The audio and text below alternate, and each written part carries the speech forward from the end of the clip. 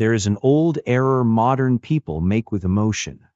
They think feeling is something to control before it reveals too much. But the hidden schools of the West taught the opposite. They believed the moment of inner disturbance was not a failure of order, but the opening of the work. Imagine a scholar in a candlelit chamber during a season of private collapse. His dreams become violent, his thoughts feel foreign, his certainties begin to crack. At first, he believes he is falling apart. Later, he realizes something stranger. The breakdown is not the end of the mind, but the furnace in which a deeper mind begins to speak. This is the first secret of alchemy. Suffering is not only an obstacle, it is also material. Anger, envy, shame, grief, obsession. These are not stains on the soul. They are unfinished substances. And if they are approached correctly, they do not merely disappear. They change state. They become insight, power, sobriety, and inner vision. The old adepts called this raw emotional substance prima materia, the first matter without which no transformation can begin.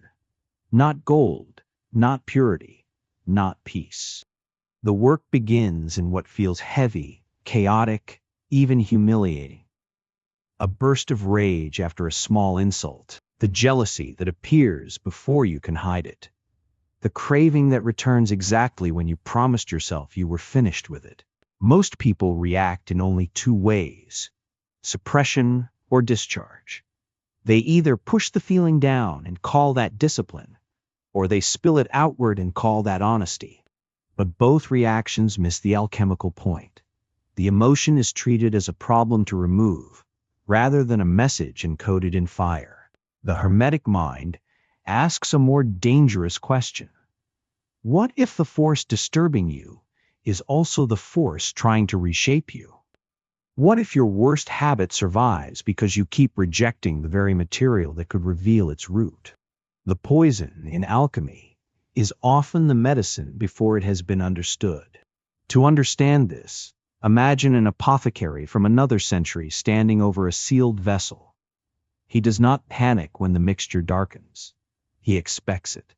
In the same way, the inner worker must learn not to fear the first blackening of emotion. When anger rises, it rarely arrives alone. Hidden inside it are older things: wounded pride, fear of being dismissed, grief that never found language, a secret terror of being powerless again. But because all of this appears at once, the untrained mind gives it one name and one command: get rid of it. Alchemy begins when you refuse that reflex. You do not immediately act. You do not immediately explain. You remain with the disturbance long enough to see that it is a compound, not a single thing. This was the wisdom behind the old image of the vessel: a protected inner space where reaction is held without being wasted. Only there can emotion reveal its ingredients, and only what reveals its ingredients can begin to transform. The first operation of this inner art is not control, but containment. The old texts spoke of the furnace, the athanor, the chamber that keeps the fire steady enough for change to happen. Psychologically, this means building the ability to stay present without collapsing into the feeling or fleeing from it. A craving comes. A wave of shame moves through the body. The impulse to numb yourself, to scroll, to lash out, to repeat the old habit appears almost instantly. This is the ordinary life of unconscious reaction. But the alchemical path interrupts that chain. It asks you to hold the heat without obeying it, not forever. Just long enough for the emotion to stop being a command and start becoming a revelation. In that pause, something subtle appears: the watcher behind the storm. And once that watcher is present, the feeling is no longer your master. It becomes your material. This is why the ancients insisted that mastery begins the moment identification weakens.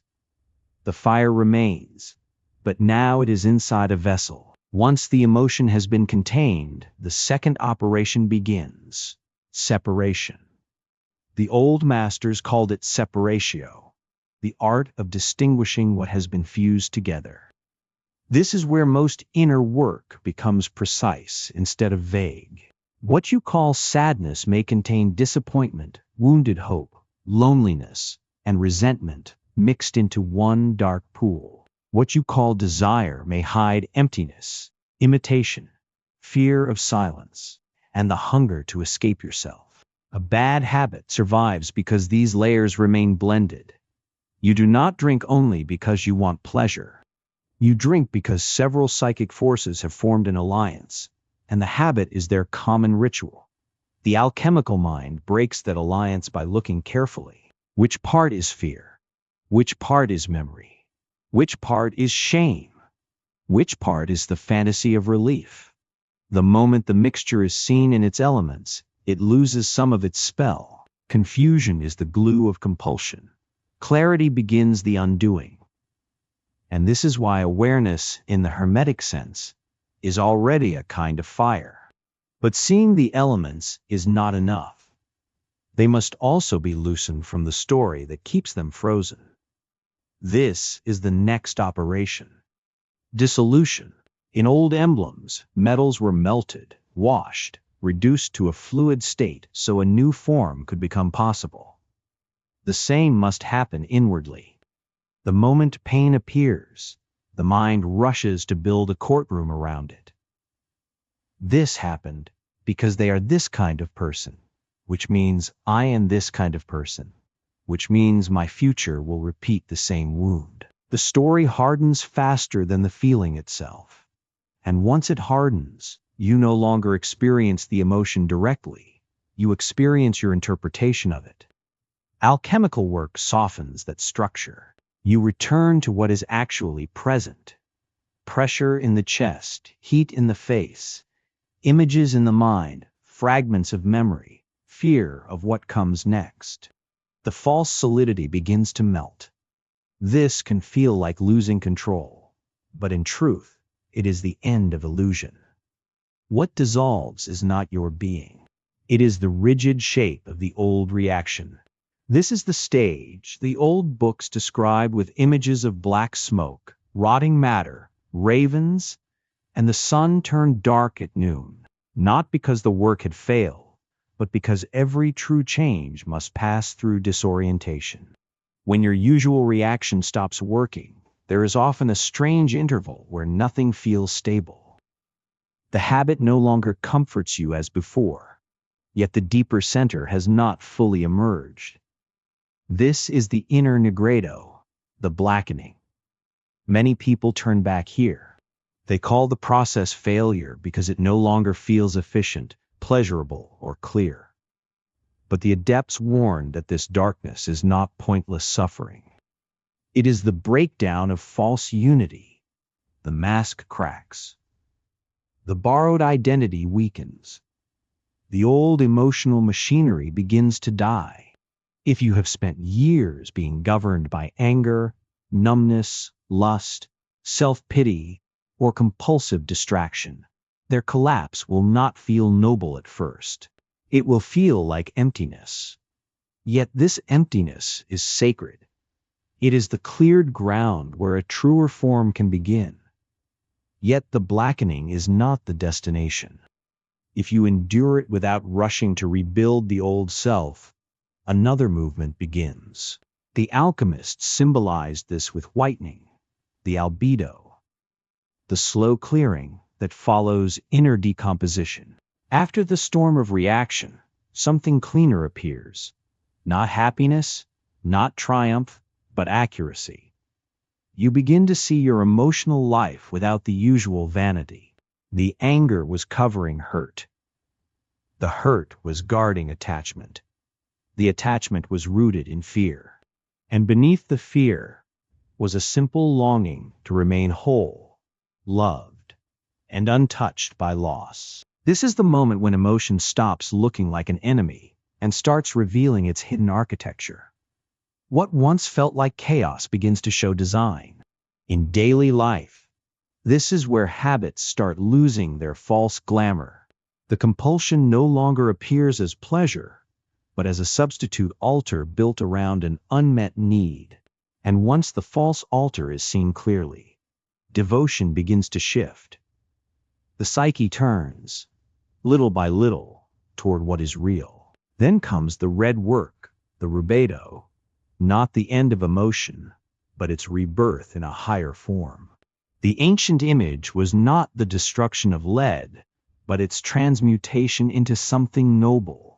Psychologically, this means the same force that once ruled you blindly now becomes conscious energy. Anger becomes lucid boundary.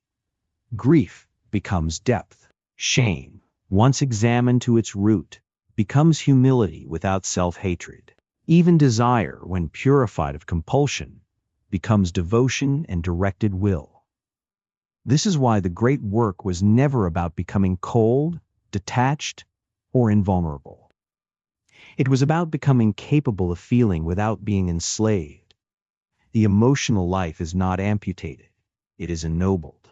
A person who has passed through this stage does not stop suffering.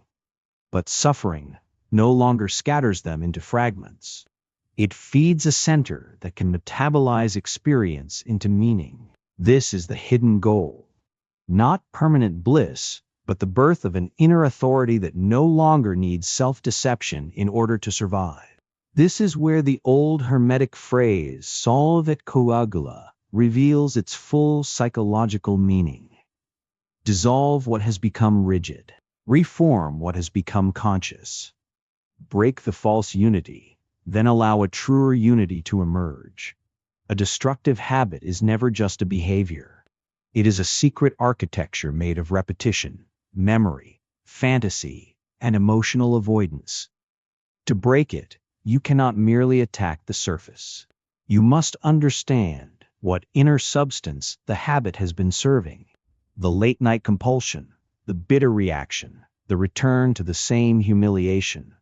These persist because they perform a hidden function in the psyche. They soothe, protect, distract, or preserve an identity that fears change more than pain.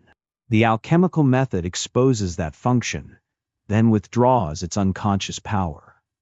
What returns in its place is not emptiness, but choice. And choice, in the deepest sense, is not mere discipline. It is the restoration of inner sovereignty. You no longer obey the pattern because you have finally understood the God it was asking you to worship. The ancients understood something modern self-improvement often forgets. Every recurring emotional pattern has an image behind it. Not just a cause, but an inner figure, a tyrant, an orphan, a judge, a seducer, a wounded child guarding the gates with borrowed weapons.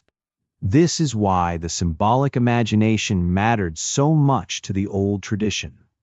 They knew the psyche does not speak in theories first. It speaks in images, moods, dreams, compulsions, and repetitions. If a person keeps sabotaging love, repeating excess, or returning to humiliation, there is usually an unseen character inside the drama demanding tribute. The work is not to hate that figure, but to understand its office. What has it been protecting? What ancient fear gave it authority? The moment an emotional pattern becomes imaginal, it also becomes workable. You are no longer trapped inside a nameless force. You are in dialogue with a structure of the soul. And dialogue is the beginning of liberation, because what can be consciously encountered no longer needs to rule from the shadows. This is also why true mastery is never the same as suppression. Suppression hides the symptom while preserving the ruler beneath it. A man may silence his anger for years and still be governed by it in posture, tone, choice, and fate. He calls himself calm, but his life hardens around avoidance. The alchemical path is harsher and more honest. It asks not, how do I stop feeling this? But, what in me is asking to be transformed through this? That question changes everything. It turns emotion from an interruption into an initiation. The wave of jealousy becomes an exposure of hidden poverty. The burst of contempt reveals a secret inferiority. The craving uncovers an inner emptiness that pleasure has been hired to conceal. In this sense, every strong emotion carries two messages, one from the wound and one from the deeper intelligence trying to outgrow it. Most people hear only the first. The adept learns to listen for the second, and that second voice is often the beginning of a new life. And yet one final danger remains. Once a person discovers that suffering can be used, a subtle vanity appears. The ego wants to become the one who transforms, the one who understands darkness, the one who has gone deeper than others. The old initiatic traditions warned constantly against this temptation. The furnace can purify, but it can also inflate. A little insight can become a new costume. A little suffering can become a private crown. This is why the adepts insisted on humility as part of the work.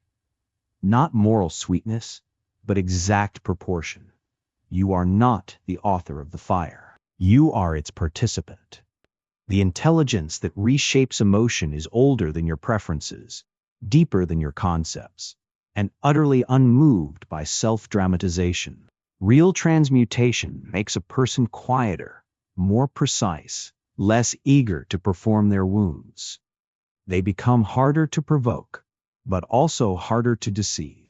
Not because they are above human weakness, but because they have stopped lying about what moves inside them.